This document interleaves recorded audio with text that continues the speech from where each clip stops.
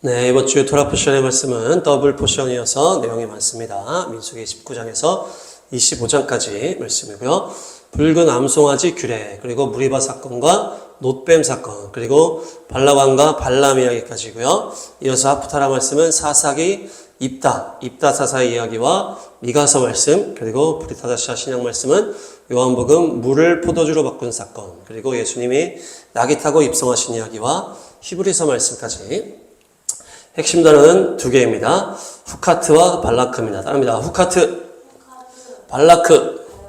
후카트는 율례라는 뜻이고 발라크는 모압왕 발락의 이름입니다. 그래서 의미는 파괴자라는 의미가 있습니다. 그래서 이 두 가지 단어와 또 여러 이야기를 연결해서 제목은 율법은 나를 파괴하나 예수님은 나를 구원하신다 라는 제목으로 말씀을 나누도록 하겠습니다. 따라합니다. 율법은 나를 파괴하나 예수님은 나를 구원하신다. 네, 민수기 19장 2, 3절, 19장 2, 3절 시작. 여호와께서 명령하시는 법의 율례를 이제 이루노니 이스라엘 자손에게 일러서 온전하여 흠이 없고 아직 멍에 매지 아니한 붉은 암송아지를 네게로 끌어오게 하고 3절. 너는 그것을 제사장 엘르아살에게 줄 것이요 그는 그것을 진영 밖으로 끌어내어서 자기 목전에서 잡게 할 것이며. 법의 율례다 이렇게 나오는데요. 원어를 보시면 법은 토라라는 원어고 율법, 계명 이런 의미고요. 율례가 오늘 핵심 단어 후카트입니다. 그래서 규정과 간습이다 이런 의미가 있어요. 그래서 이 율법은 붉은 암송아지를 잡는 계명이다 이렇게 되죠. 붉은 이것은 아담이를 말하는 단어인데요. 암송아지라고 했을 때 불순종한 금송아지와 연결이 되기 때문에 이 송아지가 그래서 동물은 암송아지인데 여기에 온전하고 흠이 없다. 멍에 매지 아니한 아담, 죄가 없는 둘째 아담 예수님과 연결이 된다. 그렇죠? 그래서 온전하고 흠이 없고 멍에 매지 아니한 붉은 아담이다. 그래서 죄가 없는 둘째 아담 예수님과 연결되는 것이 바로 붉은 암송아지의 계명이다. 그래서 결국 이 붉은 암송아지를 잡는 계명이 예수님이 십자가에서 죽는 그것과 연결이 되는 것이고 이 계명이 또한 이 소를 죽일 뿐만 아니고 결국 예수님도 죽이는 것이고 모든 아담을 죽였다라고 연결이 되는 것이에요. 계명은 이 율법은 사람을 결국 죽게 만든다는 것이에요. 선악과를 먹지 말라고 하는 그 계명이 처음부터 나왔을 때 바로 아담과 하와가 먹음으로 인해서 그들의 영혼이 죽게 되잖아요. 제사법을 주는 순간에 바로 가인과 아벨이 서로 질투하다가 가인이 아벨을 돌로 쳐 죽여버리는 것이에요. 십계명을 주자마자 금송아지 우상 숭배로 말미암아 심판이 일어나면서 3,000명이나 죽게 됩니다. 레위기 제사법을 주자마자 제사장들이 시작을 하자마자 나답과 아비후가 잘못해서 죽게 되는 것이에요. 제사법이라는 것이 무엇입니까? 사람을 죽여야 하는데 대신 동물을 죽이는 것이에요. 그게 이 법 자체가 죽음이랑 연결이 된다고 그랬잖아요. 이 법이 주어질 때마다 누가 죽는 것이에요. 그래서 율법은 죽이는 율법이다. 여기서 나온 것이에요. 이 법의 속성이라는 것이 어쩔 수가 없다는 것이에요. 법은 잘 사는 사람 건드는 것이 아니고 못 사는 사람, 죄 짓는 사람을 심판하는 것이 법의 원리라는 것이에요. 그렇기 때문에 법은 기본 속성이 죽이는 속성이 있다. 심판의 속성이 법 안에 있다는 것이에요. 율법은 사람을 죽인다고 하는 것이 로마서에 계속 나오는데요. 로마서 4장 15절과 7장 9절 시작. 율법은 진노를 이루게 하나니 율법이 없는 곳에는 범법도 없느니라. 7장 9절. 전에 율법을 깨닫지 못했을 때에는 내가 살았더니 계명의 이름에 죄는 살았고 나는 죽었도다. 아멘.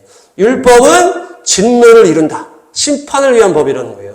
율법이 오니까 이 법을 어기는 범법이 생겼다는 것이고 율법이 이르니까 죄가 오게 되고 결국 나가 죽었다. 이렇게 되는 것이에요. 율법은 심판을 위한 것이고 그 율법으로 죽이는데 원래는 그 율법의 속성은 나를 죽이는 것이에요. 그것이 율법의 원용도다. 그래서 구약의 율법도 다 죽이는 법이잖아요. 죄 지은 사람을 죽이든지 살기 위해서 동물을 죽이든지 이렇게 되는 것이에요. 율법으로 인해 사람이 죽든지 동물이 죽든지 누군가가 죽는다는 것입니다. 이 법이 나오면 다 죽는 것이에요. 법이 나오면. 오늘 토라 포션의 말씀 보시면은 그런 내용들이 쭉 나오는데요. 민수기 20장 11, 12 시작. 모세가 그의 손을 들어 그의 지팡이로 반석을 2번 치니 물이 많이 솟아나오므로 회중과 그들의 짐승이 마시니라. 12절. 여호와께서 모세와 아론에게 이르시되 너희가 나를 믿지 아니하고 이스라엘 자손의 목전에서 내 거룩함을 나타내지 아니한 고로 너희는 이 회중을 내가 그들에게 준 땅으로 인도하여 드리지 못하리라 하시니라. 아멘. 무리바라고 하는 이 장소에서 백성들이 물이 없어서 원망 불평 막 난리를 치니까 하나님께서 반석에게 명령을 해서 물을 나오게 해라, 이렇게 모세에게 말씀을 주셨어요. 하나님의 말씀이요 율법이요 주님의 명령이 딱 떨어졌는데 그 결과가 무엇입니까? 모세가 하나님의 말씀대로 말씀으로만 선포하지 않고 그동안의 백성들의 아우성에 그냥 한이 맺히고 마음이 너무 힘들고 모세도 지금 지치고 나이가 먹었다는 거예요. 그래서 성질을 내면서 이 지팡이로 2번을 팍 때리면서 내가 너희에게 물을 내랴 하면서 화를 냈다는 것이에요. 그렇게 해서 이 모세와 아론은 어떻게 됩니까? 너희가 나를 믿지 않고 내 명령을 어겼기 때문에 너희는 가나안 땅에 들어가지 못한다, 이렇게 된 거예요. 그래서 이후에 아론은 호르산에서 죽고 모세는 느보산에서 죽고 그래서 다 산 정상에서 죽으면서 평생 사명이요 그 꿈이었던 가나안 땅에 들어가지 못했다는 것이에요. 이것이 무엇입니까? 모세와 아론은 율법과 이 제사의 사람의 대표라는 것이에요. 여호수아와 갈렙은 믿음의 사람의 대표고. 그래서 이 율법의 사람은 무엇입니까? 한 번 잘못하면 탈락인 거예요. 한 번 잘못하면. 율법의 대가가 죽음이기 때문에 우리가 상태 좋을 때 율법을 잘 지킬 수는 있지만은 아론과 같이 사람들이 막 난리치고 막 사람들이 선동해서 거기에 혹하면은 또 금송아지 우상 숭배하면서 넘어져 버리는 것이에요. 모세같이 또 앞에는 잘하다가 갑자기 나이 들고 힘들어가지고 지치고 화 한 번 냈다가 넘어져 버리는 것이에요. 이것이 율법의 이 법의 엄중함이다. 엄중함. 우리가 잠깐 성령 출마할 때는 율법을 지키고 순종의 길로 갈 수 있겠지만은 우리가 어떤 상황을 만나고 몸과 마음이 지치고 그렇게 되었을 때는 또 주변에 또 잡아주는 사람이 아니고 우리를 계속 힘들게 한다든지 계속 우리를 유혹한다든지 이렇게 했을 때는 넘어질 수 있는 것이 바로 율법이라는 것이에요. 그래서 율법을 들이댔을 때 온전할 사람이 아무도 없다는 것이에요. 우리가 율법의 완성을 성령 안에서 주를 향한 사랑으로 우리가 이루어 나가자 말하지만은 그것도 잠시요 우리의 마음이요 우리의 방향성일 뿐이라는 것이에요. 완전하게 완성할 수는 없다는 것이에요. 그러다가 결국 우리가 죽는 것입니다. 그러니까 나이 많은 목사님들 어떻습니까? 나이 많고 또 교만해진다든지 또 약해진다든지 타협한다든지 하다 보니까 마지막에 죄악에 넘어든다든지 마지막에 타협한다든지 막 이렇게 되는 것이에요. 미혹에 넘어지기도 하고 이렇게 되는 것이에요.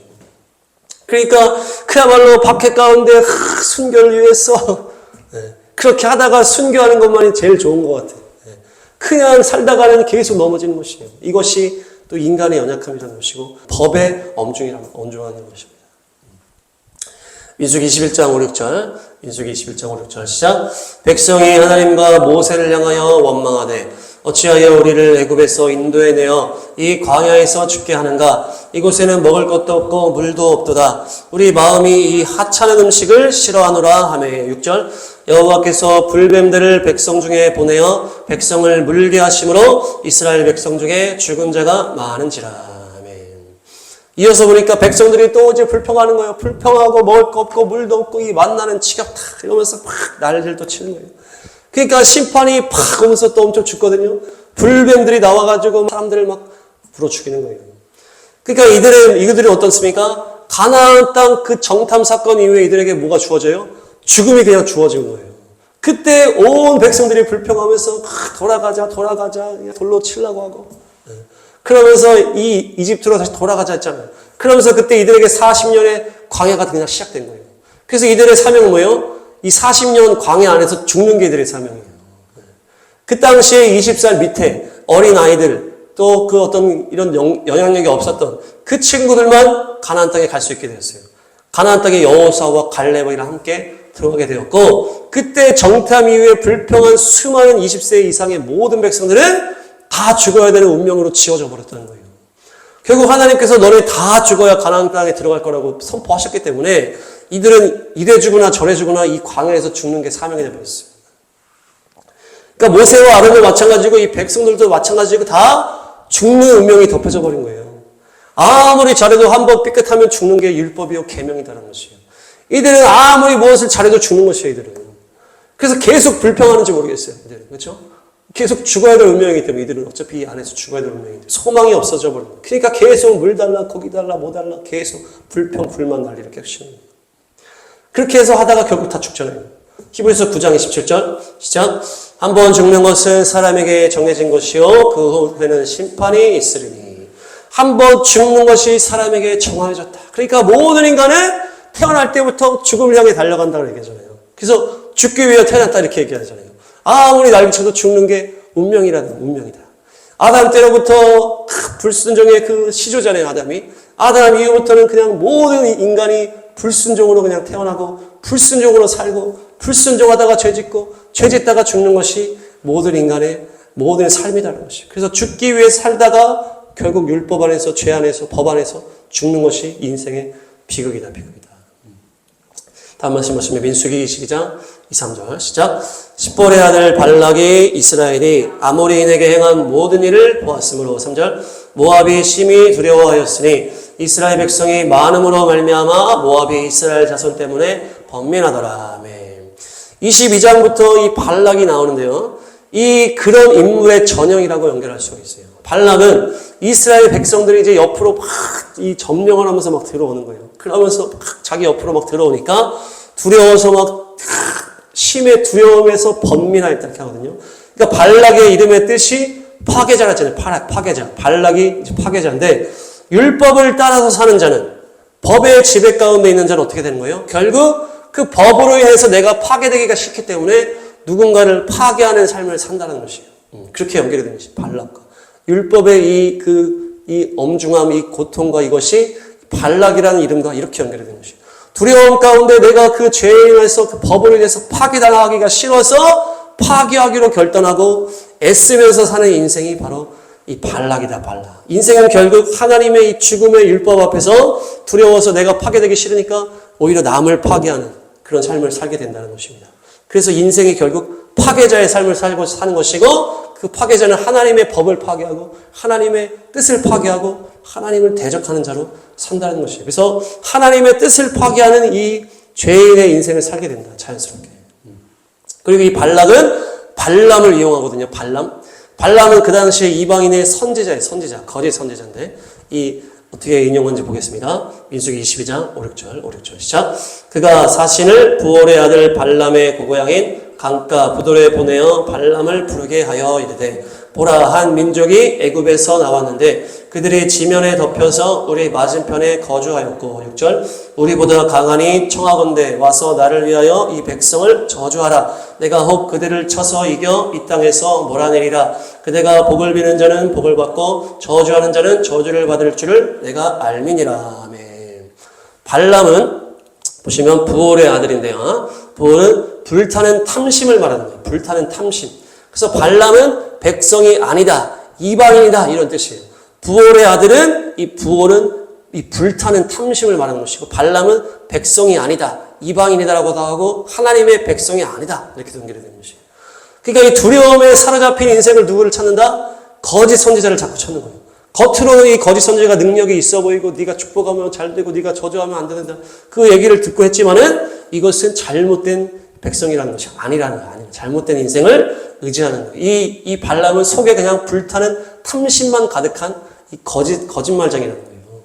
그러니까 인생의 한계라는 거예요. 두려움에 사로잡힌 자들은 내가 이 법에 파괴되기 싫어서 누군가를 파괴하기 위해서 사는데 오히려 거짓말장이들한테 다 걸리는 거예요. 끌려가는 거예요. 두려움 때문에 제대로 된 판단을 할 수 없기 때문에 이렇게 이 탐심으로 가득한 탐심의 불로 가득한 이 발람에게 엮이고 속이고 낚인다. 발람은 능력이 있어서 용명세가 있었지만은 그 속에 탐심으로 가득한 거짓말 장애를 보여준다. 하나님의 백성이 아니다 이렇게 보여줘요. 그러니까 율법의 저주 가운데 두려움 가운데 이 속임과 탐심 가운데 망해가는 것이 바로 인생이라는 것이. 누군가는 그냥 이 두려움 가운데 누군가를 파괴하는 삶을 살고 누군가는 그냥 이 탐심 때문에 누군가를 속이는 삶을 살고 이 둘 중에 하나로 가는 것이 이 율법 아래에 있는 죄악의 죽음에 있는 이 인간이라는 거예요. 인생이라는 것이에요. 두려움으로 살든지 탐심과 거짓으로 살든지. 그런데 하나님께서는 예수님을 믿는 믿음의 길을 예비하시는 거예요. 그 율법의 정죄의 죄의 죽음의 이 가운데서 회복과 구원을 준비하시고 역사하시는 것이에요. 그것은 예수님이 인간으로 오셨던 그 신약의 초창기에 그때 일어난 것이 아니다. 그때 완성된 것이긴 할 수 있지만은 그때 일어난 것이 아니고 구약 때부터 계속 믿음의 길이 있었다는 것이에요. 믿음의 길이 계속 있었다는 거죠. 두 갈래의 길이 있는데 축복과 저주의 길이 있는데 이것이 잘하면 축복받고 못하면 저주받고 또 이런 차원도 있지만은 믿음의 길이 있었다는 것이에요. 이 율법의 길이 있고 믿음의 길이 있었다는 것이에요. 그것이 이 신약부터 시작된 것이 아니고 구약에도 계속 있었다는 것이에요. 아담과 하와가 불순종으로 그 영이 죽었을 때 어떻게 하십니까? 동물을 죽여서 가죽옷을 입혀주시잖아요. 이것이 은혜의 법이요 믿음의 법이죠. 예수님의 그 십자가와 연결이 되는 그 가죽옷을 입혀주시고 결국 예수님의 은혜를 입혀주셨다는 것이에요. 똑같은 거예요. 이 가인이 동생을 살인했잖아요. 그 가인에게도 주님은 너를 보호할 표를 주셨다. 표. 가인에게 보호할 표를 주셨는데 그것도 은혜요 믿음의 법인 것이에요. 온 세상이 홍수 심판으로 죽을 때 노아에게 방주를 짓게 해가지고 이 남은 새로운 이 8명을 새롭게 시작하기 위해서 그렇게 하셨는데 그 남은 자를 구별했다라는 사건이라고 볼 수 있지만 또 무엇입니까? 노아를 구원하는 사건이었다는 거예요. 노아를 구원하는. 노아와 그 가족들을 구원하기 위해서 주님께서 배를 만들어라. 이 은혜의 법을 베풀어 주셨다는 것이죠. 아브라함에게도 그 마음에 믿었을 때 의로 여기셨다니. 이 믿음은 여기서부터 나오는 거예요. 그래서 그 자손 대대로 축복의 가문이 되기 위해서 주님께서 보호하시고 그 마음에 믿었기 때문에 물론 아브라함의 믿음이 이삭을 바치는 순간에 온전하게 완성이 되었지만은 마음으로 믿었을 때 주님께서 그 믿음 안에서 이 아브라함을 도와주셨다는 것입니다. 정탐꾼 사건으로 모두 죽어야 되는데 누가 있었습니까? 올바른 믿음의 고백을 한 여호수아와 갈렙이 있었잖아요. 이들은 이 고백해가지고 구원받아 버렸어요. 이들은 그냥 그때부터 구원받은 거예요. 그때부터. 가나안 땅에 들어간 성인은 여호수아와 갈렙밖에 없었거든요. 근데 이들은 믿음의 이 백성을 이제 상징적으로 보여주는 거예요. 믿음의 말을 함으로 인해서 이때부터 이들은 그냥 구원받아 버렸어요. 그러니까 이 불평한 사람들은 돌아가자 울고 불며 하나님 원망했던 사람들은 그때 정해져 버렸어요. 그냥. 그래서 이들은 뭔 짓을 해도 가나안 땅에 못 들어가게 돼버린 거예요. 근데 여호수아 갈렙은 그 순간에 믿음으로 고백했더니 이 이후에 모레도 가나안 땅에 들어가게 돼버린 거예요. 주님께서 선포를 해버리셨기 때문에 너희들은 가나안 땅에 들어간다. 그러니까 이게 믿음의 법이 이때부터 있었다는 거예요. 믿음으로 고백하고 믿음으로 주님을 믿는 순간에 그냥 달라져 버린 거예요. 앞으로 인생이 달라져 버리는 것이죠. 그것이 은혜의 길이요 믿음의 길인 것이고 그것이 구약에서부터 계속 있었다는 것입니다. 붉은 암송아지의 죄도 무엇입니까? 이 붉은 암송아지가 태워지고 그 죄가 들어갔다가 나와서 물에 담겨져가지고 뿌려지고 이 모든 것이 십자가와 부활과 성령의 역사로 연결이 됐다. 이것은 이제 과거의 얘기를 나눴지만은 이 물의 법이죠. 물의 법이 이것이 은혜의 법인 것이에요. 네가 더러워지고 네가 오염되고 네가 타락했을 때 어떻게 한다? 물을 뿌려라. 물을 뿌려서 정결케 되는 것이 이것이 믿음의 법인 것이에요. 믿음의 법. 얼마나 간단하고 좋습니까? 네가 더러워졌을 때 물로 뿌리면 정결케 해줄게. 이렇게 된 거예요. 그러니까 이 계명 자체도 믿음의 계명인 것이에요. 죽이는 계명이 있지만은 믿음의 법이 있었다는 것이 믿음의 법. 믿음의 길, 구원의 길이 있었다는 것입니다. 다음 말씀 보시면 민수기 19장 20, 21 시작. 사람이 부정하고도 자신을 정결하게 하지 아니하면 여호와의 성소를 더럽힘이니 그러므로 회중 가운데에서 끊어질 것이니라. 그는 정결하게 하는 물로 뿌림을 받지 아니하였은즉 부정하니라. 21 이는 그들의 영구한 율례니라. 정결하게 하는 물을 뿌린 자는 자기의 옷을 빨 것이며 정결하게 하는 물을 만지는 자는 저녁까지 부정할 것이며. 아멘. 그러니까 무엇입니까? 이 부정하게 됐을 때 하나님의 이 제단을 더럽히고 그렇게 했을 때 죽어야 되는 거죠. 죽어야 되는데 물 뿌리면 구원해 주신다는 거예요. 물 뿌리면 정결하게 해주신다는 거예요. 물만 뿌려지면 정결케 된다는 것이죠. 이게 얼마나 놀라운 율법입니까? 그러니까 씻기만 하면 깨끗해진다고 하는 이 믿음의 법이라는 것입니다. 이스라엘 백성들이 불평 불만으로 율법을 어김으로 심판으로 이 불뱀이 다 물어가지고 죽음에 왔을 때에 무슨 은혜를 베푸십니까? 장대에 놋뱀을 달아서 올려라. 그 놋뱀을 바라보면 살리라. 그렇죠? 보면 사는 거예요, 그냥. 뭐 어떻게 해고하는 것이 아니에요. 그냥 바라보기만 하면 사는 이 믿음의 법, 은혜의 법이 이때도 있었다는 것입니다. 그러니까 이 불뱀이 뭡니까? 불은 하나님의 진노의 심판을 말하는 것이 불이에요, 불. 그래서 불뱀이라는 것은 뱀은 이 아담과 하와를 유혹했던 이 마귀잖아요, 마귀. 불뱀은 하나님의 심판으로 온 뱀이에요. 하나님의 심판으로 온 마귀라는 거예요. 하나님의 심판으로 온 마귀가 얼마나 무서운지 욥기에 나오잖아요. 욥이 하나님이 허용하니까 그냥 마귀가 욥을 공격하는데 그냥 끝까지 공격을 하잖아요. 그렇죠? 그냥 다 일시에 다 죽여버리고 자녀도 죽여버리고 재산 다 없애버리고 허락하는 만큼 최대한으로 해버리는 거예요. 그래가지고 또 몸을 허락하니까 몸에 최대한으로 모든 제일 아픈 걸로. 그러니까 마귀, 불뱀이라고 하는 것은 엄청난 그 진노의 마귀인데 그것으로 완전히 고통당하고 있을 때에 어떻게 합니까? 놋뱀을 들어서 구원하시는 것이 주님이시다. 그래서 은혜의 길을 쫙 여시는 거예요. 그래서 놋뱀을 달아서 너희가 그 놋뱀을 바라보면 살리라. 그냥 고개를 들어 바라보기만 하면 그 하나님의 진노의 그 불, 마귀가 그 공격한 그것이 다 사라져버립니다. 이것이 예수님께서 십자가에 달려서 들리신 것과도 연결되지만은 그 순간에 이것이 믿음의 법이라는 거예요. 믿음의 법. 은혜의 법이 이 순간에 주어졌다는 것이에요. 그래서 마귀가 하와를 유혹해서 심판을 받게 되는데 그 십자가에서 마귀가 심판을 받고 예수님이 마귀를 끌어안고 같이 죽으신 거예요. 십자가. 이 놋뱀이라고 하는 것이. 그래서 마귀가 죽었을 뿐만 아니고 우리 안에 더러운 자가 같이 죽었다는 거예요. 그래서 예수님과 함께 나도 죽었다. 근데 마귀도 같이 죽은 거예요. 그것이 바로 놋뱀이요 예수님의 십자가의 완성인 것이다. 그것이 바로 믿음의 법이요 생명과 성령의 법이요 은혜와 구원의 법인 줄로 믿습니다. 그래서 이 성경을 나눌 때 구약과 신약 이게 뭐 율법과 은혜 이렇게 나뉘는 것이 아니고 성경 처음부터 끝까지 모든 시간에 걸쳐서 둘로 나눠져 있었어요. 계속 이 율법과 은혜의 법으로 나눠져 있었던 것이에요. 사람들은 계속 이 구약은 무섭고 뭐 신약은 좋고 이렇게 나누잖아요. 잘못된 나누는 구약에서도 계속 하나님의 은혜와 믿음의 법이 있었다는 것이에요. 그래서 예수님의 십자가로 완전하게 성취되면서 이방인으로 흘러간 것이지 이 처음부터 계속 똑같이 있었다는 것이에요. 이어서 발락과 발람의 이야기는 미가서에서 보겠습니다. 미가서 6장 5, 6, 7, 8 시작. 내 백성아 너는 모압 왕 발락이 꾀한 것과 보올의 아들 발람이 그에게 대답한 것을 기억하며 시팀에서부터 길갈까지의 일을 기억하라. 그리하면 나 여호와가 공의롭게 행한 일을 알리라 하실 것이니라. 6절 내가 무엇을 가지고 여호와 앞에 나아가며 높으신 하나님께 경배할까? 내가 번제물로 1년 된 송아지를 가지고 그 앞에 나아갈까? 7절 여호와께서 천천의 순양이나 만만의 강물 같은 기름을 기뻐하실까? 내 허물을 위하여 내 맏아들을 내 영혼의 죄로 말미암아 내 몸의 열매를 드릴까? 8절 사람아 주께서 선한 것이 무엇임을 내게 보이셨나니 여호와께서 내게 구하시는 것은 오직 정의를 행하며 인자를 사랑하며 겸손하게 내 하나님과 함께 행하는 것이 아니냐. 이 미가서 6장 8절이 유명한 말씀이잖아요. 선한 것이 무엇이냐 했을 때 정의를 행하며 주님을 사랑하며 주님과 함께 겸손하게 함께 행하는 것을 원한다. 그런데 그 스토리가 발락과 발람의 이야기에서 연결이 되는 거예요. 발락과 발람의 이야기에서부터 연결을 하면서 내가 이 제사를 얼마나 더 드려야 주님이 기뻐하실까? 제사에 이 초점이 맞춰져 있고 율법에 이 초점이 맞춰져 있는 것에서 8절 그것이 아니야. 믿음의 법, 구원의 법, 은혜의 법으로 주를 바라보라. 주님께서 원하시는 게 그거라는 것이에요.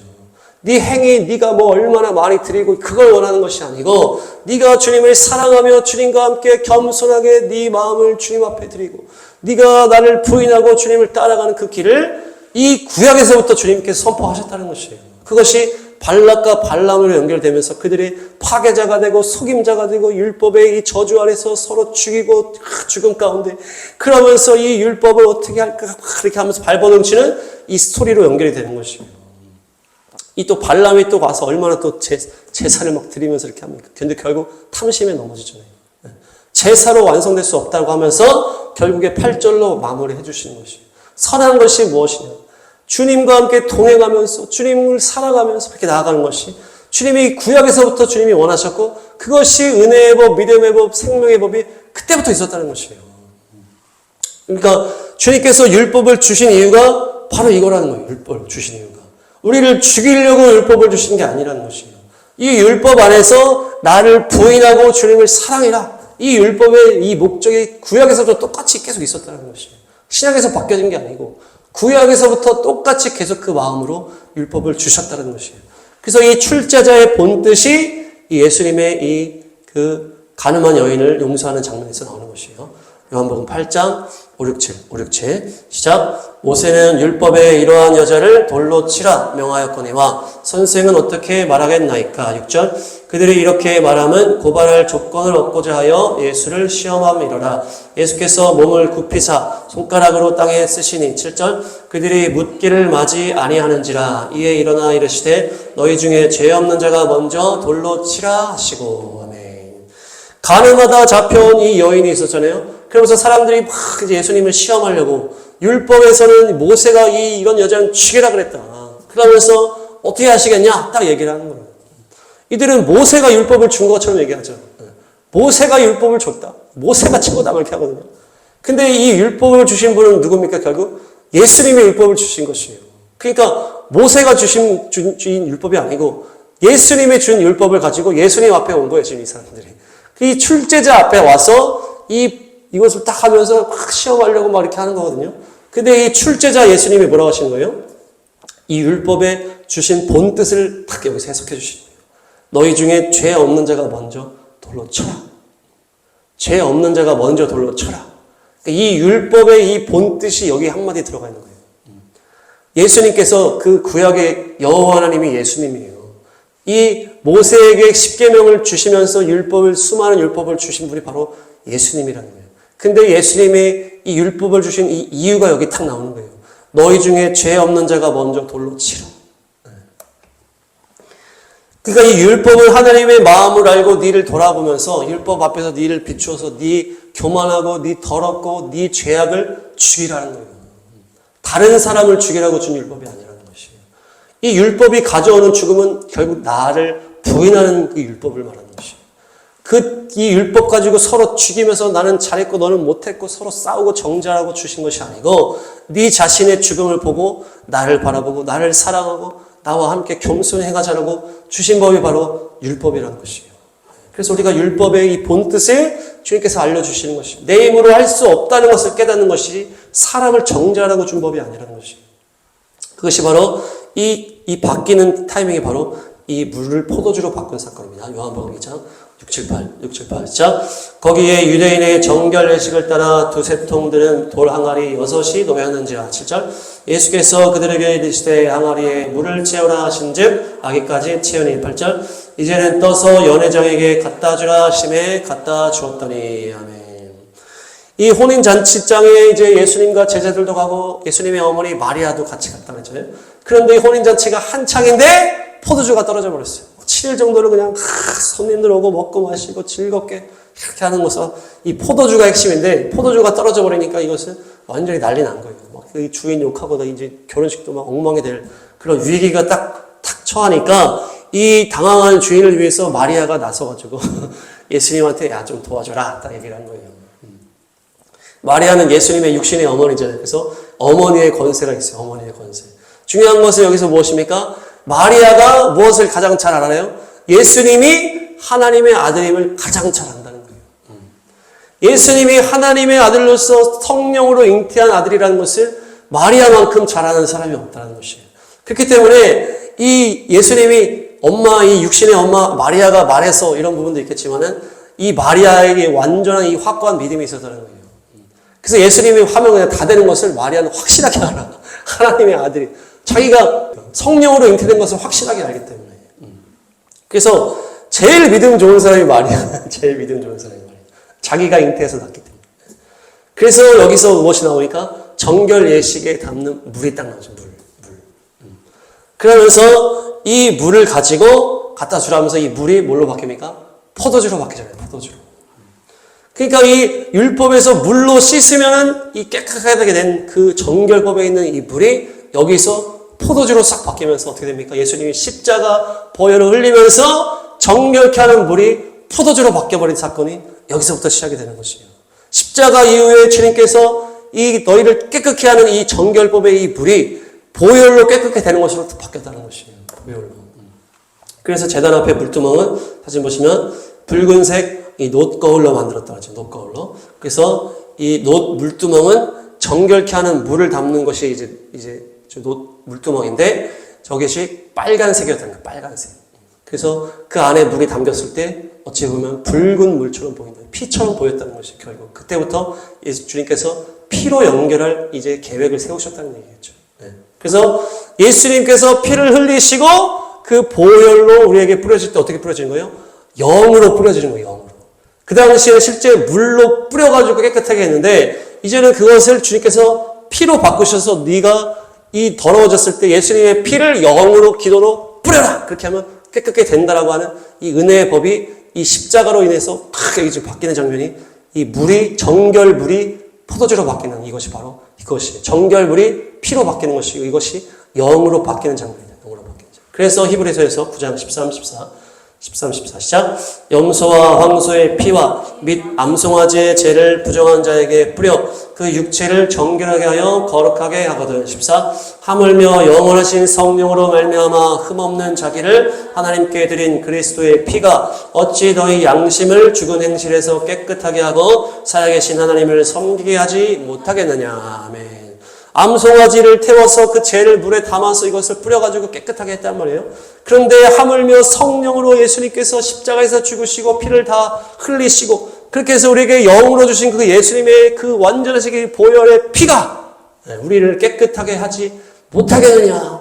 완전하게 깨끗하게 할 수 있다라고 지금 선포하시는 거예요. 그래서 그 깨끗게 물로 깨끗게 하는 그 율법이 영으로 바뀌면서 보혈로 깨끗게 된다 하면서 새 언약으로 착 바뀌는 장면이 바로 이 장면이라는 것이에요. 그러니까 우리가 구약의 이 율법을 바라볼 때 이 구약은 다 지난 것이야, 끝난 것이야, 이스라엘만 지키는 것이야, 끝난 것이 아니고 이것을 뭘로 바꾼다는 것이에요?